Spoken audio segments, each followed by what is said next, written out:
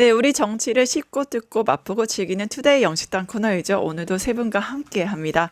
김민아 평론가, 박영실 시사 에디터, 이상민 PD 나와주셨습니다. 안녕하십니까? 안녕하세요. 안 추우세요? 춥죠? 춥습니다. 옷 자켓 가져오셨죠? 밖에는 춥기 때문에 근데 안에는 지금 추운 건 아니어서 네. 벗었습니다. 이런 걸 제가 굳이 말씀드립니다. 햇볕 정책인가요? 밖에서는 입고 안에서는 벗고 있습니다. 네. 아, 이게 겨울 같은 가을이 와서 왜 그런 상황이긴 한데 가을의 남자. 저요? 네. 뭐 목도리를 했다고? 네. 지난주에도 목도리를 했었습니다. 네, 알겠습니다. 무슨 맥락이에요? 예. 네, 가을의 남자에게 먼저 질문하겠습니다. 공식 질문으로 이번 주 가장 주목한 뉴스 어떤 거였어요? 저는 뭐 이번 주라고 하시니까 이제 시작은 이제 이틀째가 됐잖아요. 월요일, 네. 화요일인데 네. 아, 그러면 최근으로 바꿀게요. 최근 네. 너무 어려우니까. 최근 가장 주목한 뉴스와 가장 충격적인 뉴스 뭐 똑같습니다. 어제 이제 뭐 앞에서도 잠깐 다뤘습니다만은 어제 윤석열 재판에서 곽종근? 윤석열 피고인이 곽종근 전 특수전사령관과 진술하고 하는 질문을 주고받는 과정에서 등장한 한동훈 등 정치인을 내 앞으로 데려와라. 총으로 쏴서 죽이겠다. 이제 이런 발언을 했다라고 폭로가 나온 거잖아요. 네. 일단은 너무 충격적이어서 네. 좀 비현실적이라는 생각이 들었어요. 뭐 물론 근데 이제 윤석열 씨가 과거에 그런 발언을 안 한 적은 없어서 총이라는 발언을 해보거나 아니면은 뭐 누군가를 죽이겠다, 뭐 쓸어버리겠다 이런 얘기를 한 적이 이번이 처음은 또 아닌지라. 예전에 경호처 때도 그때 그쵸. 그 체포영장 집행 때도 그런 총 얘기를 윤석열이 또 했다고 하잖아요. 그렇죠. 그 얘기도 있었고 심지어 국민의힘 김종혁 최고위원이 2022년 11월에 자신이 이제 지도부의 일원으로 윤석열을 만났을 때 그때도 비상대권이 나한테 있다라고 얘기를 하면서 내가 총살을 당하는 한이 있더라도 다 쓸어버리겠다. 이제 이런 표현을 해서 놀랐다라고 하잖아요. 그러니까 이게 이런 발언들과 이런 어떤 증언하는 사람들이 여러 명이 생겨나다 보니까 사실은 어제 발언을 좀 그럴 줄 알았다라고 느끼신 분들도 제 주변 다수였는데 별로 놀랍지 않다. 근데 그렇다고 하더라도 저는 너무 충격적이어서 그때 당시에 여당 대표인 한동훈을 데리고 와라 총으로 쏴서 죽이겠다라는 발언이 이게 가능키나 한 얘기인가? 근데 왜 아까 한동훈은 민주당도 아니잖아요. 왜 그렇게 한동훈에 대해서 극적인 감정이 좀 있었을까요? 글쎄요, 그러니까 이제 그거는 어제 한동훈 전 대표도 본인 SNS에 이런 입장을 남겼습니다. 이런 입장을 남겼습니다. 당시엔 제가 여당 대표로서 대통령께 정부의 성공을 위해서 직언하던 때인데 김 여사에 대한 특별 감찰관도 비공개로 제가 요청하던 때입니다. 그런 제게 그런 말을요? 정말 참담합니다. 그런 말은 사람에게 하면 안 됩니다. 새벽 배송으로도 그런 말 하면 된다고 봅니다. 이상입니다. 어제 새벽 배송 관련된 토론을 하셨거든요. 그렇습니다. 그렇구나. 네.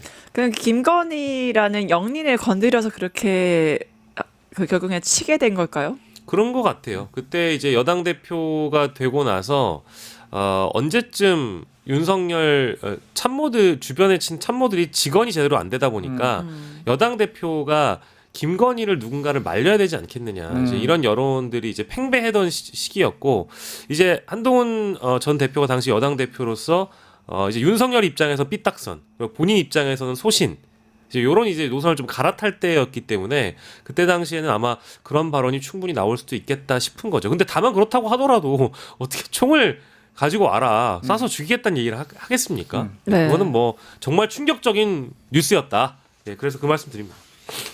네, 똑같은 최근 가장 주목한 뉴스가 뭐였을까요? 아니 저도 사실 이 문제인데 사실 이 문제에 대해서 조금만 말씀드리면은 윤석열이 왜 이런 생각에 이르게 됐느냐는 한동훈 전 대표가 국민의힘 비대위원장으로 가던 그 시기를 좀 떠올려 보면은 이해가 됩니다. 그게 뭐냐면 이해가 된다는 게 이제 그럴만했다는 게 아니고 윤석열에게는 엄청난 배신으로 느껴졌을 것이다. 왜냐하면 그 비대위원장이 될 때 비대위원장이 법무부 장관을 하다가 이제 비대위원장으로 가라는 얘기가 나온 거고 그다음에 이제 법무부 장관에서 거의 직행을 한 거잖아요. 그때는 윤석열이 이 한동훈을 국민의힘에 이제 비대위원장으로 보냈다라고 생각을 다들 했었는데 근데 비대위원장으로 가겠다라는 말을 수락한다라는 네. 취지의 말을 하기까지 한 일주일이 걸렸는데 수락한다라는 말을 한 바로 그 시기에 조선일보의 일면 탑으로 대문짝만하게 김건희 특검 조건부 수용 가능 이 기사가 났었어요. 그러니까 한동훈이 이 자기가 맞아. 이거를 수락한다고 하면서 이 하니까 그 당시에 뜨거운 감자였던 이제 김건희 문제 어떻게 할 거냐를 기자가 물어봤는데 그 물어본 거에 대해서 뭐 법 앞에 뭐 국민은 다 똑같다 뭐 이런 식의 원론적인 얘기를 했는데 그게 이제 조선일보 등을 통해서 이게 조건부 수용론이다. 그래서 구체적으로 총선 전에 수사를 하지 않고 총선 이후에 수사를 하면 그리고 추천권을 어떻게 바꾸면 뭐 수용할 수 있다는 얘기다 이렇게 쭉 나왔거든요. 근데 그 시기에 바로 윤석열이 한동훈이 거의 이제 오자마자 너 그만둬라고 했다는 것이고 그게 이제 1차적으로 그만두라고 한 얘기가 있은 다음에 다시 한번 너 그만둬가 된 게 우리가 아는 그 눈밭에서 이제 90도 인사하는 그 장면인 거거든요. 그러니까 그게 처음도 아니라는 거예요. 그 된 지 얼마 안 된 상황에서. 그러니까 김건희라는 영린을 말씀하셨는데 김건희 특검을 수용할 수도 있는 사람이다. 이렇게 비춰지다 보니까 윤석열 입장에서는 엄청난 배신인 거죠.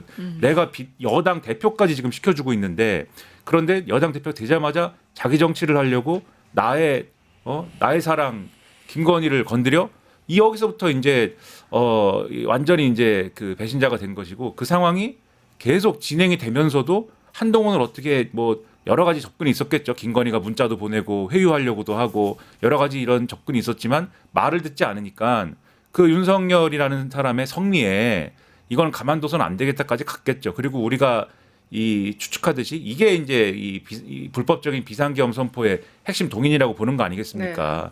그래서 이런 걸 생각하면 이 발언이 왜 나왔는지를 알 수 있는데 제가 또 하나 이제 생각하는 거는 이 재판에서 나온 발언 아닙니까? 네. 재판에서 곽종근 사령관이 이런 얘기를 하기까지의 과정이라는 게 뭐였을까라고 생각해 봐야 됩니다. 그러니까 이 얘기를 하고 싶지 않았던 거잖아요, 곽종근 사령관이. 그렇죠. 이 말까지 안 하려고 했는데. 그렇죠. 나왔죠. 아무리 그래도 자기가 이제 특전사령관이 된 거고 원래 곽종근 사령관의 이전의 이력이나 경력을 이렇게 좀 생각을 해보면 특전사령관이 될 수 있느냐는 의문이었는데 윤석열이 시켜준 거 아닙니까?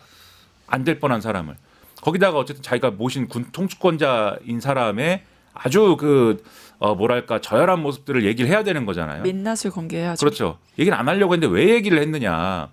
이 헌법재판소 이 탄핵 심판부터 시작해서 그 어제 재판에 이르기까지 곽종근의 진술을 윤석열 측이 계속 흔들었지 않습니까? 곽종근이 얘기하는 것을 곽종근 사령관이 얘기하는 것을 사실이 아니다. 곽종근 사령관은 민주당에게 포섭된 것 같다.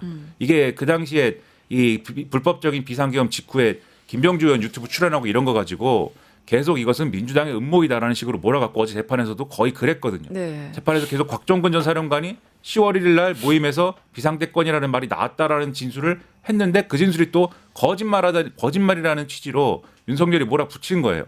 그럼 곽종근 사령관 입장에서는 어떻게 해야 되겠습니까? 그 자리는 분명히 비상계엄을 논의한 자리였다라는 거를 입증해야 되고 그것을 말해야죠. 확실히 하기 위해서 이 얘기를 꺼낸 거거든요.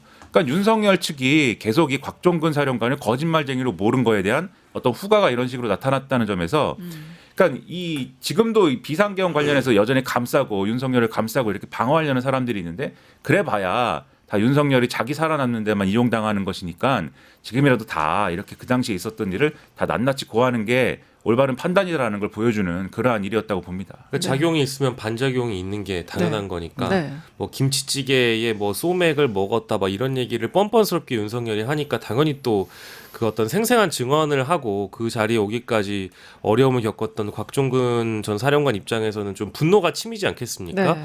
아 그러니까 이제 듣다 내가 이런 얘기까지 안 하려고 했는데 내가 이 얘기까지 한다라고 얘기하면서 증언한 거라 그 어떤 신빙성이나 그 진정성을 이제 국민들이 평가하실 거라고 저는 보고요. 앞서서도 뭐 윤석열 씨의 이제 발언의 과거 사례들을 소개를 이미 해드렸으니까 다시 반복할 필요는 없는 것 같고 다만 이게 이제 국민의힘 쪽에서 이 사안을 받아들이는 거에 대한 태도가 네. 좀 심각하다는 생각은 어제 하긴 했습니다. 뭐 일부 보도가 많이 안 되긴 했습니다만은 이제 국민의힘의 이제 공식 대변인이신 분이 이게 이제 흔히 친구들끼리 하는 농담 정도라는 식의 발언을 어제 하셔가지고 그것도 좀 논란이 될 만한 지점이거든요. 정확하게는 우리가 친구끼리 있다가도 뭐 총 얘기는 안 하더라도 너 진짜 죽는다.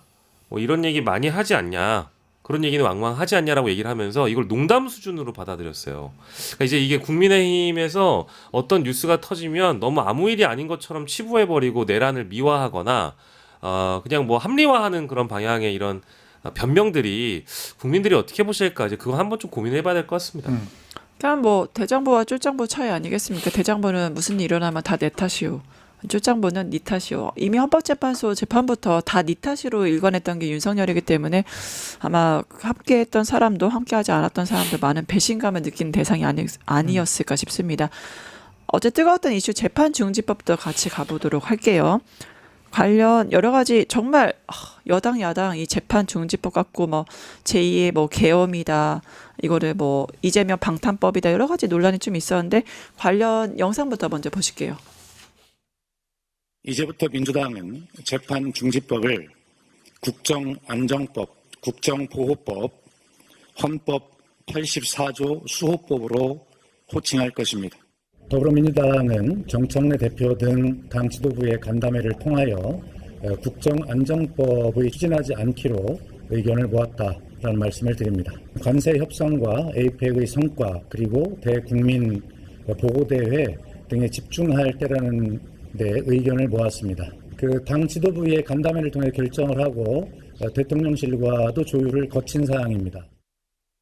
헌법상 당연히 중단되는 것이니 입법이 필요하지 않고 그래서 당의 사법개혁안 처리 대상에서 재판중지법을 제외해달라고 요청하였습니다. 민주당이 추진하지 않겠다는 말을 저는 오늘은 추진하지 않겠다는 말로 받아들이겠습니다.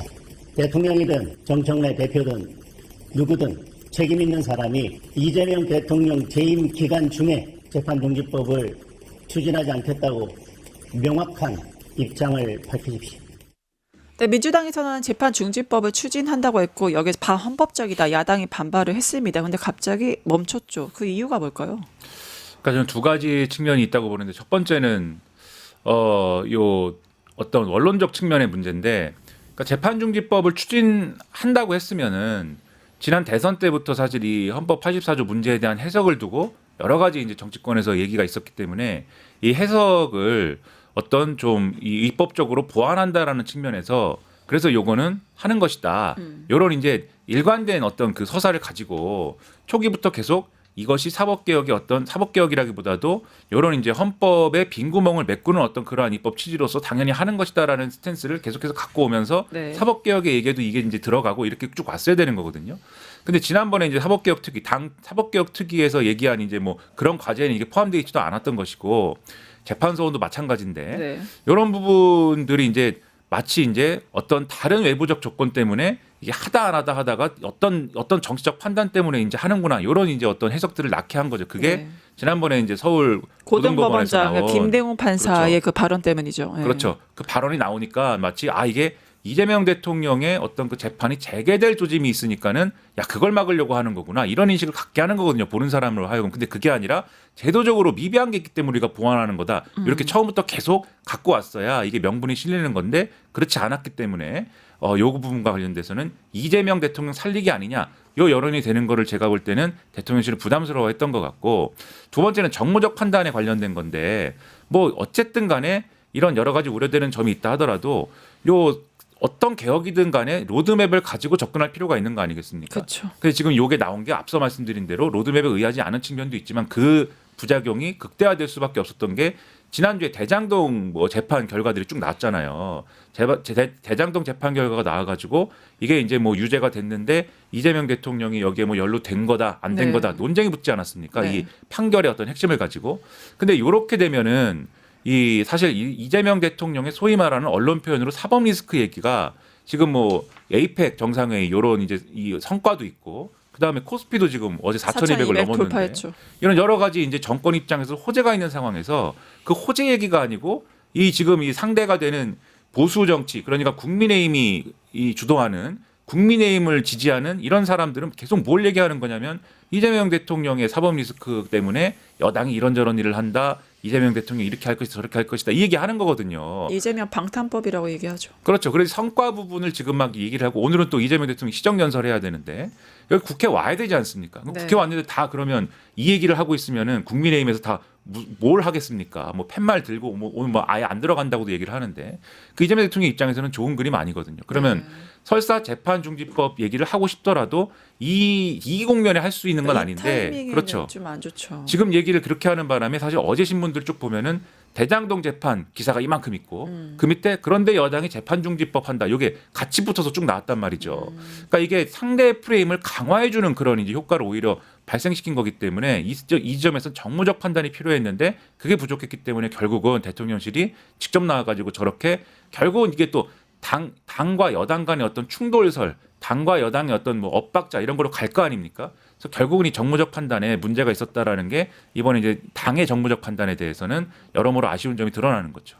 네, 강문식 실장 이런 말을 대놓고 했습니다. 정쟁의 중심에 대통령을 끌어들이지 마라. 이건 분명히 대통령과 대통령실의 의중이 강한 것으로 보이는데요. 그렇죠. 그러니까 이거는 이제 대통령실까지 직접 나서서 그것도 비서실장이 예정에도 없던 기자회견을 했다라는 것은 이건 대통령의 지시라고 봐야 되고 대통령의 의중이 강하게 담겨 있는 거라고 누가 봐도 봐야 될 것 같습니다. 그래서 이거는 우리가 6월부터 이재명 대통령 관련된 재판에 그 입법이나 뭐 혹은 뭐 법안 개정이나 이런 것들은 하지 않는 것이 좋겠다라는 입장을 계속해서 피력해 왔는데 왜 이러는 거냐라는 그 입장을 일관되게 밝혀왔다라고 어제 그 입장이 나온 것이고요. 그리고 앞으로도 이제 그 재판중지법에 대해서는 여당이 핸들하지 않았으면 좋겠다. 그래서 여당도 어제 충분히 밝혔습니다마는 이것이 보류가 아니라 완벽하게 중단이라는 표현을 썼습니다. 이건 두 번 다시는 이제 입에 올리지 않겠다라고 지금 공식 선언이 됐기 때문에 장동혁 대표가 아까 잠깐 얘기 나왔습니다마는 책임 있는 사람이 뭐 직접 이야기를 해라. 이렇게 하지 않아도 지금 여당 차원에서는 이재명 대통령 재판 관련된 사안을 다시 끄집어낼 가능성은 거의 제로에 가깝다고 봐야 되거든요. 그래서 아까 김민하 평론가님이 말씀 주신 것처럼 상대방의 프레임을 강화하는 것에 그 전략에 말려 들어가게끔 하지 말아달라라는 간곡한 호소이자 요청이라고 봐야 될 것 같고 굉장히 아쉽습니다. 그러니까 오늘 시정연설도 하게 되면은 뭐 안 들어오든 피켓 시위를 하든 전 뭐 둘 중에 하나 무조건 할 거라고 봤는데 그렇게 돼버리면은 대통령이 지난주에 슈퍼 외교 위크에서 보여줬던 여러 가지 성과들이 이번 주에 이제 홍보를 해야 되는 주간임에도 불구하고 여론조사를 통해서 자신의 여론을 지지도를 끌어올리는 효과가 상당 부분 좀 희석되거나 낮아질 수 있거든요. 네. 그거를 우려했던 것이죠. 그래서 지난번에 있었던 나쁜 이제 전례로는 유엔까지 갔다 왔는데도 불구하고 대통령 지지도가 단 하나도 오르지 않은 적이 있었기 때문에 그런 반면 교사를 삼을 만한 사례가 있었는데도 불구하고 또 이런 상황이 발생되니까 지난 주말에 있었던 당의 그 상황을 좀 강하게 좀 브레이크를 걸 필요가 있었다라는 차원에서 강훈식 비서실장이 등장을 했던 거로 보입니다. 예, 우리 여러분들 휴대폰 어디 거 쓰세요? 아이폰. 예, 삼성 같은 아이폰. 그 통신 보안 잘 되는 통신보안 잘 돼야 됩니다. 제가 이제 젠스 동안을 만나가지고 이 치킨 얘기를 좀 했습니다. 어디서? 예. 그리고 오늘 아까 얘기해 주셨다시피 내년도 예산안 그 얘기가 있는데 이번 예산 아주 의미가 깊습니다. 바로 우리 정부가 들어서서 처음으로 집행하는 예산안이기 때문에 그 의미가 남다르고 728조 원 규모입니다. 예, 그리고 국가의 좀 잠재력이라 할까요? 예, R&D, AI 이런 산업에 집중 투자하기 때문에 이런 것 좀 많이 봐달라 이런 말씀드리겠습니다. 국민의힘이 안 들어오는 건 안 서운하세요? 그 통신 보안 잘 되냐니까요. 예, 여기까지 하겠습니다. 예. 네, 새 정부의 예산 편성 방향 좀 여당과 야당이 협조를 했으면 좋겠는데 참 아쉬운 정쟁으로 가고 있는 것 같습니다. 지금 이게 국정안정법인데 이재명 방탄법이라고 하는 오직 이재명을 위한 재판 중지법 이런 프레임으로 지금 가면서 야당은 공세를 하고 있고 또 내부에서는 민주당에서는 왜 이렇게 나오는 걸까? 그건 당대표와 원내대표 소통이 좀 부족한 게 아니냐 이러한 문제 지적도 있습니다. 뭐 여러 측면이 있을 텐데 아까 말씀드린 것처럼 이 개혁이라는 거는 계획을 갖고 가야 되거든요. 그러니까 이전에 문재인 정권 때 검찰 개혁을 추진하다가 검찰 개혁 추진 분명히 했단 말이죠. 근데 이게 정무적으로 여러 가지 이제 뭐 이 어려움들이 겹치면서 결국은 윤석열이라는 괴물이 나타나는 데 있어서 그렇죠. 이 검찰 개혁의 어떤 실패 이런 것들이 밑거름이 된 거 아니겠습니까? 그러니까 개혁은 이 명분을 가지고 이 체계적으로 그리고 로드맵을 가지고 정당성을 가져가면서 할 필요가 있는 것인데 지금 민주당이 여러 가지로 방법론적인 측면에서 이 사법개혁을 얘기하는 데 있어서는 그 로드맵이라든가 이런 게 사실 실종되어 있는 상황이거든요. 그래서 이런 게 없으니까 로드맵이 없으니까 추진하는 거에 대해서 더 이게 막 이재명 대통령을 위해서만 하는 건 아니냐. 그러니까 제도적인 측면이 아니라 이런 측면이 강조되는 건데 그럼 민주당은 왜 계속 이렇게 하고 있느냐라는 거에 대해서 뭐 여러 해석이 있겠지만 어제 아까 말씀하신 대로 대통령실이 얘기한 건 뭡니까? 불필요한 정쟁에 대통령 끌어들이지 말아라고 한 거잖아요. 그러면 뒤집어 얘기하면 대통령을 여당은 왜 끌어들여야 되는 것이냐.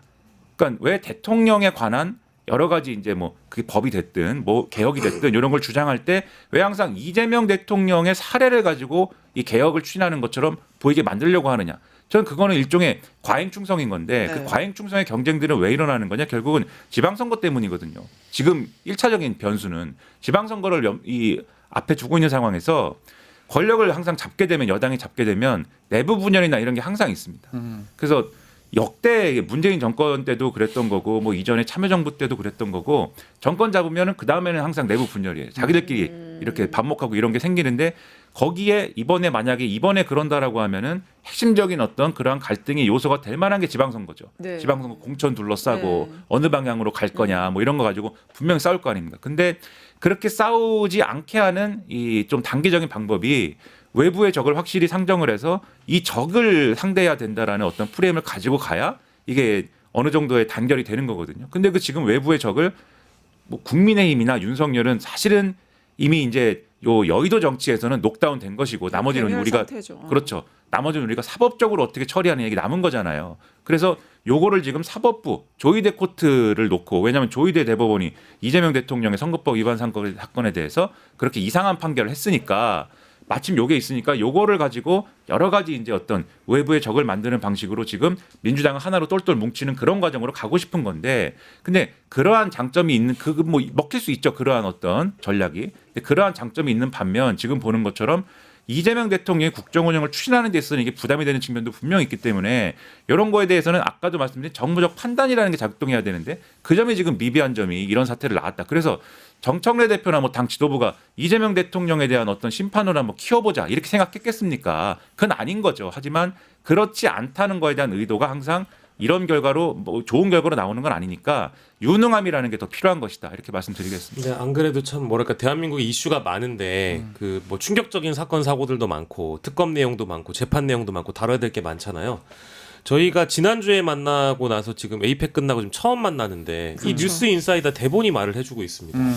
아 그렇지 않습니까? 이게 나쁘다는 게 아니고 저번 주 대본이라는 얘기가 아니, 있어요. 아니, 아니. 예. 아니 전형적인 잘못하셨다는 게 아니고 그러니까 네, 네, 전형적인 공식 아닌가요? 보수는 부패로 망하고 진보는 분열로 망한다. 바로 이게 이 현상을 보여주는 걸까요? 그러니까 이 이제 공식을? 그런 이슈들이 방금 진행자께서 해주신 그런 질문들이나 그런 이슈들이 대본에 많이 담길 수밖에 없는 이유가 가장 뜨끈뜨끈한 내용이기 때문에도 그런 거지만 그 상식적이지가 않은 거예요. 그러니까 이제 집권 여당이라는 게 결국 대통령의 행정을 보조하기 위해서 집권 그것도 초에는 이게 극초반 아닙니까? 1년도 안 된 상황에서 가장 성공적인 외교를 했다라고 한다면 이번 주간은 홍보 주간이 돼야 된다라는 건 사실 상식이거든요. 근데 이게 왜 제대로 작동되지 않는가에 대한 부분은 그러니까 소통을 하라는 겁니다. 그러니까 지금 오해하시는 분들도 일부 있을 것 같아가지고 다시 한번 정정하자면 이게 이제 민주당에서 추진하는 개혁 과제라든지 개혁 입법이라든지 사법부 개혁이라는 거에 대해서 동의하지 않을 국민은 저는 없다고 봐요. 네. 동의하는데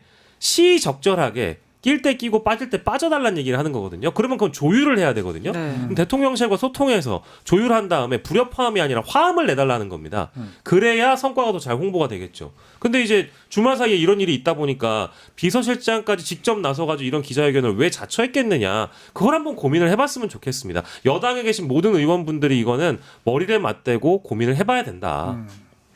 네, 결국에 헌법 84조가 현지 대통령에 대한 불체포 특권을 아예 이제 명시를 하고 있기 때문에 아무래도 강원시 실장은 이거 필요 없다. 어차피 자동적 84조에 의해서 이게 재판이 중지된다. 이런 식으로 좀 정의를 하려고 하는 것 같긴 해요. 그러니까 다수의 헌법 학자들이 헌법 84조에 이제 대통령은 현직에 있을 때 소추되지 않는다라는 개념에 대해서 그 소추의 재판 원래 진행되던 재판도 중지가 되는 것이냐에 대한 요 쟁점에 대해서 그렇다라고 하고 있습니다. 왜냐하면 이 헌법 84조의 취지는 대통령의 이 국정 운영을 안정적인 국정 그렇죠. 운영을 뒷받침하기 위한 조항이기 때문에 네. 그냥 새롭게 기소가 안 되는 것뿐만이 아니고 재판도 중지가 돼야 이것은 이 조항이 실질적으로 실효를 갖는 것이다. 이런 시각인 거거든요. 대통령이 현직에서 이 국정 운영을 하고 있는데 에이펙 정상회의 해야 되는데 이 대법원 재판에 가야 된다. 이게 말이 안 되지 않습니까? 그렇죠. 그래서 대다수의 헌법학자는 이 84조는 그 재판 중지되는 게 맞다라고 생각을 합니다. 근데 네. 이것에 대한 어떤 쟁점이 굉장히 이 첨예한 쟁점인 것처럼 이제 주장을 하기 시작한 거는 물론 과거에 이제 뭐 2007년 대선에서 홍준표 이 후보의 사례를 두고도 한번 논쟁이 붙은 적도 있지만 이 정도로 이제 뜨겁게는 안 갔는데 이게 새로운 쟁점이다. 이게 굉장히 이제 살아있는 쟁점이다라고 사실 본격적으로 여론에 제기한 사람은 한동훈 전 대표예요. 국민의힘이 이제 비대위원장 할 때 그 이후 대표할 때 계속 이 얘기로 헌법 84조 얘기로 계속해서 재판은 중단되지 않으니까 당시 이재명 후보가 대통령이 되면은 재판 출석하느라고 국정운영 못할 거다. 이 주장을 그때 한 거였거든요. 네, 했죠. 그러니까 사실 이게 상대가 이미 파놓은 함정이었다는 거죠. 그러니까 대통령실 입장에서는 이제 이재명 대통령이 정권을 잡은 거고 이제는 민주당이 여당이 됐으면 그러면 사실 이 헌법 84조 문제는 다수 헌법학자들의 해석이 이런데 이것에 대해서 소수의 일부 한동훈 전 대표를 비롯한 그다음에 거기와 정치적 이해를 같이 하는 일부 이제 법 전문가들 이 사람들의 어떤 의견 때문에 입법으로 이거를 뭐 처리할 필요는 없다라고 선을 긋고 가는 게 맞다라고 지금 대통령실은 보는 거고 네. 이런 기본적인 방향에 대해서 여당이 정무적 판단을 하거나 아니면 지금 이제 박영식 에디터님 말씀해 주신 대로 이 긴밀한 소통을 통해서 방향을 잘 잡았어야 되는 거죠. 그러지 못했기 때문에 이건 어떤 능력의 어떤 문제를 앞으로 이 증명해야 되는 그런 상황이 아니냐라고 말씀드리는 겁니다. 결국엔 내란 잔당과 이 국민의힘 세력들 그리고 김대웅 판사 같은 이런 사법부에서 이거에 대한 뭐 항소심에서 공판 기일을 지정하고 재판을 할 수 있다라는 그런 국감에서의 충격적인 증언 때문에 이러한 사안들 여기에 대해서 뭐 방어의 목적이라고 봐야 될까요? 이거 재판 중지법을 민주당이 추진을 했다 이렇게 해석을 해야 됩니까? 이 사법부가 사실 이렇게 김대웅 판사 얘기한 것도 저는 국헌문란이 아닌가 그렇게 생각을 하긴 했거든요. 말이 안 되는 발언했기 때문에 어떻게 보세요? 근데 저는 그 대한민국의 어떤 판사가 이론적으로 가능하다라는 얘기를 감히 또 그런 국감에서 그렇게 말을 했잖아요. 그런 얘기를 하면 근데 실제적으로는 중단돼 있는 재판을 어떤 재판장이 미쳤다고 그 재판을 재개를 하겠습니까? 그러니까 정치 행위를 하는 거잖아요. 예, 그렇죠. 근데 이제 지금 적확하신 지적인 게 이론적으로 가능하다는 발언 자체가 일단 매우 정치적으로 받아들여졌고 사법부가 이것은 이제 정치 일선에 뛰어든 것이라고 저도 인식을 했기 때문에 그거에 대한 위기감과 우려가 있어서 여당에서라도 가만히 있으면 안 되겠다라는 차원에서 국정안정법을 추진하는 그 당위성을 이해를 못하는 바는 아니나 아까 말씀드린 대로 이 개혁 과제라는 것이 분명히 필요하긴 하고 헌법 84조에 대한 어떤 입법을 통한 보완, 개정을 통한 보완도 필요하다고는 보는데 이게 지금 시기에 어울린 것이냐에 대한 그 질문을 우리가 이제 던지고 있는 거죠. 근데 이 부분 약간 보완을 하면, 그러니까 지난번에 이제 저는 그 서울 고법원장의 얘기가 웃기다고 생각을 했습니다. 네, 김대웅 판사. 뭐가 웃긴 거냐면은 그 얘기 무슨 얘기냐면. 지금 이재명 대통령 재판은 대선 전에 다 중단된 거잖아요. 네, 그렇죠. 근데 그 중지의 이유를 그 재판부가 뭐라고 설명했냐면 국민들이 지금 선거를 해가지고 사람을 이제 선택을 해야 되는데 그 선택을 하는 거에 있어서 이 재판이 영향을 미치면 안 된다라는 취지로 중단을 한 겁니다. 그러니까 헌법 84조 얘기가 아니에요. 왜냐하면 그때는 이재명 대통령이 아니었잖아요. 그렇죠. 현직 대통령이 아닌 사람의 재판 왜 중단하느냐. 혹시 대통령이 되면 헌법 84조가 작동해서라고 설명할 수는 없는 거 아닙니까. 그러니까 선거에 영향 미칠까 봐 이거는 재판 일단 중단하고 나중에 기일 잡겠다. 모든 재판부가 그렇게 결정한 거거든요. 그러면 그 판사 입장에서는 아마도 그런 이유로 중단을 했기 때문에 그러면 국민의 선택은 이제 이루어졌지 않습니까? 그러면 재판이 논리적으로는 형식 논리적으로는 재개될 수도 있다는 말을 하고 싶었을 텐데 근데 요거는 선거와 관련된 얘기고 헌법 84조에 대한 해석을 또 하자고 하면은 그 판사가 그러면 헌법 84조에 대해서는 이거는 재판도 진행될 수 있는 뭐 그런 입장입니다라고 지금 하는 거는 그 답은 아니었던 거고 네. 다만 사법부의 불분명한 어떤 태도라는 거는 네. 그러면 헌법 84조에 대한 사법부의 입장이 있어야 되는 거거든요. 근데 그거는 대법원이 지금 뭐라고 하냐면 그거는 각급 재판부가 알아서 판단하는 거다. 이렇게 얘기를 하고 그 각급 재판부의 입장이라는 거는 지금 본대로 다 불투명한 것이니 어떻게 판사에 따라 다르다는 식의 얘기가 되는 것이니 그럼 이거는 사실 납득할 수가 없는 거죠. 그래서 사실 이렇게 얘기가 갔을 때는 그러면 이게 불분명해가지고 판사들이 이런 행위를 한다는 것이면 입법적으로 그럼 분명히 해주겠다. 요 얘기를 지금 여당을 한 것이기 때문에 요 논리적 구조는 살아있는 논리적 구조예요. 다만 근데 이게 요 얘기를 할 때 이재명 살리기다. 이런 얘기를 듣는 방식으로 해서는 안 되는 거 아니냐. 그렇죠. 방탄법으로 그렇죠. 매도시키고 있죠. 지금 예를 들면은 재판소원 문제도 재판소원 이전부터 사실은 이재명 대통령이 뭐 이 대선에 당선되기 이전부터 사실은 해온 과제인데 얘기를 해온 과제인데 그렇죠. 이런 걸 설명할 때 이재명 대통령의 재판에 대한 얘기로 설명하면 안 되는 것이고 일반 국민들이 어떤 피해를 보느냐 지금 대법원의 판결이나 이런 것들이 허술하게 돼서 이런 사례로 이제 얘기를 했어야 되는 거고 이런 여러 가지 사법개혁에 대해서는 일반 국민의 피해로 설명하는 방식들이 굉장히 많이 주요했을 거라고 보는데 네. 이게 여러 가지 과열되는 과정에서 결국은 이재명 대통령의 문제에 많이 이 어떤 사법개혁의 이유인 것처럼 상대에게 공을 넘겨주는 방식으로는 판단이 된 것이기 때문에 이런 게 문제라고 계속 말씀드리는 거죠. 네, 결국엔 사법부 입장에서는 말씀하신 재판 소원이나 대법관 증언 이런 거에 대한 사법 개혁에 대한 불만들을 이런 식으로 사법 내란으로서 지금 하는 게 아닌가라는 생각이 들긴 하는데 결국에 민주당도 지금 이렇게 재판중지법에 대해서 이러한 불소통의 모습을 보여서 약간 국민들이 우려를 가지게 됐잖아요. 그러면 지금 법원 행정처 폐지가 얘기가 나오고 있는데 이거는 괜찮을까요? 저는 뭐 법원 행정처 폐지나 이런 것도 그러니까 저는 이 모든 사법개혁의 의제가 된다 안 된다의 문제가 아니라 어떻게 추진하느냐 이 문제라는 거죠. 그래서 법원 행정처를 만약에 폐지해야 되는 이유가 예를 들면은 이 과거에 이제 양승태 대법원처럼 양세본의 소위 말하는 사법농단이라는 게 어떻게 이루어졌습니까? 법원 행정처를 중심으로 해가지고 자신들이 추진하고 싶었던 상고법원 도입이나 이런 거를 하기 위해서 그래서 이 판사들에게 이런 재판이 이렇게 해야 되고 이런 나름의 이제 가이드라인을 막 주고 그다음에 그거를 반대급부로 해서 정권하고 이렇게 이제 가까워지는 과정에서 우리는 상고법원이 필요하니까 여러분들에게 유리한 재판은 이렇게 하도록 우리가 판사들에게 지침을 내리겠습니다. 그러니까 상고법원을 도입해 주십시오. 요 딜을 하려고 시도했던 게 사법농단이지 않습니까? 물론 이 법꾸라지 같은 사람들이 재판 가서는 뭐 다 1심 무죄 나오고 뭐 이랬는데 다 판사들이니까 지금 재판받아야 되는 사람들이. 근데 여기서도 이제 볼 수 있는 거는 그러면 상고법원을 만들기 위해서 일반 시민들이 받아야 되는 재판을 왜곡시킨 거잖아요. 그러니까 이런 사례를 가지고 법원 행정처의 폐지를 말해야 된다는 거죠. 네. 지금도 대법원이 예를 들면은 이재명 대통령의 재판을 이렇게 허투루 했다. 그것도 중요한 얘기인데 이재명 당시에 유력한 대선 후보였던 이재명 대통령의 재판을 그렇게 허술하게 할 정도면 나머지 일반 시민들의 재판을 어떻게 하고 있는 거냐. 이런 사례들을 가지고 사실 얘기를 해야 되거든요. 그래야 법원 행정처 폐지든 어떤 뭐 조희대 대법원장이 뭐 사퇴든 뭐 탄핵이든 이런 것들을 명분 있게 설득 있게 얘기할 수 있는 것이기 때문에 법원 행정처 폐지 문제 이런 것도 그런 방식으로 설명을 해서 이 접근을 해서 정당화를 하는 것들이 필요하다라는 겁니다. 네, 박은실 에디터님 결국엔 현재 판사들의 사법 내란이 이루어지고 있고 내란 잔당들이 국민들을 준동하고 있는 선전선동 준동을 하고 있는데 이러한 상황에서 민주당이 자기 정치가 아니라 진짜 국민의 정치를 하기 위해서는 뭘 해야 될까요, 지금?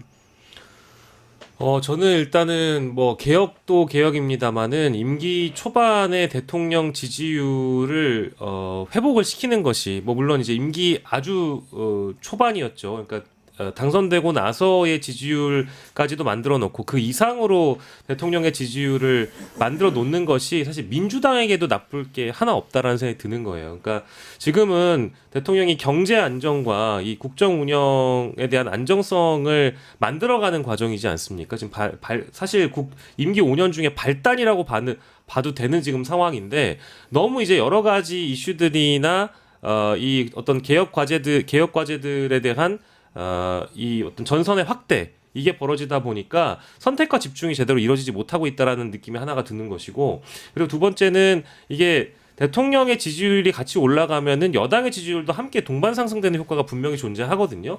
근데 그 쉬운 길보다는 당이 주도하는 어떤 이슈에 대해서는 포기하지 않으려고 하는 그런 의지가 좀 보이는 것 같아요. 근데 그게 나쁘다라는 것이 아니고 시의적절하게 좀 배분했으면 좋겠다라는 것입니다. 그래서 앞서 지금 김이나 평론가님이 잘 설명해 주신 대로 여러 답답한 부분들이 다 디테일에 숨어 있는데 그것들을 좀 머리를 맞대고 모아서 어떻게 하면 대통령실과 잘 조율해서 국민들이 이거를 뭐랄까 순서에 맞게끔 이 이슈들을 잘 소화할 수 있는가에 그 어떤 장을 마련해 줬으면 좋겠다. 그 말씀을 좀 더불어 드립니다.